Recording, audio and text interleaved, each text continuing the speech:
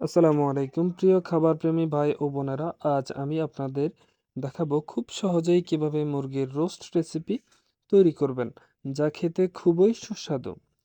মুরগির রোস্ট একটি জনপ্রিয় বাংলা খাবার, যা বিশেষ করে উৎসব বা অনুষ্ঠানগুলিতে পরিবেশন করা হয়।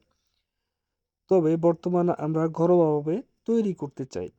এটি মাংস দিয়ে তৈরি একটি সুস্বাদু এবং মশলাদার পদ। আপনারা দেখতেই পাচ্ছেন, প্রথমত আমি মুরগির মাংসগুলোকে একটু ভেজে নিলাম, হালকা সেক দিয়ে নিলাম বলতে পারেন। এরপর হচ্ছে আদা বাটা, রসুন বাটা এবং কি পেঁয়াজ বাটা এই তেলের উপরে মিক্স করে একটু নাড়িয়ে নিলাম। এগুলো মশলাগুলো একটু নাড়ানোর পরে আমি দিয়ে দিচ্ছি হচ্ছে লবণ। এখানে একটু আপনি পরিমাণ মতো লবণ ইউজ করতে পারেন, আপনার স্বাদ মতো লবণ ব্যবহার করতে পারেন।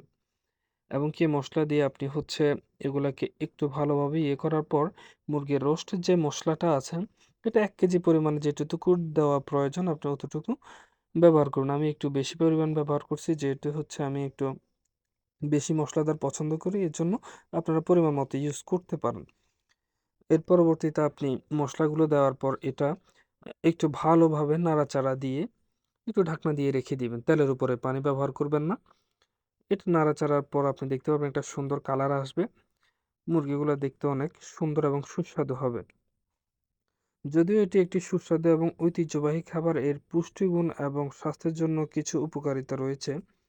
তবে এটি তৈরির সময় ব্যবহৃত উপাদান এবং প্রস্তুতির উপর নির্ভর করে এর স্বাস্থ্যগত উপকারিতা পরিবর্তিত হতে পারে। তো এটা আপনি ব্যবহারের উপরে এটার হচ্ছে স্বাস্থ্যগত যে উপকারিতা, এটা পরিবর্তিত হতে পারে। তো বি কেয়ারফুল, আপনারা চাইলে এটাতে স্বাস্থ্যকর জিনিস ব্যবহার করবেন।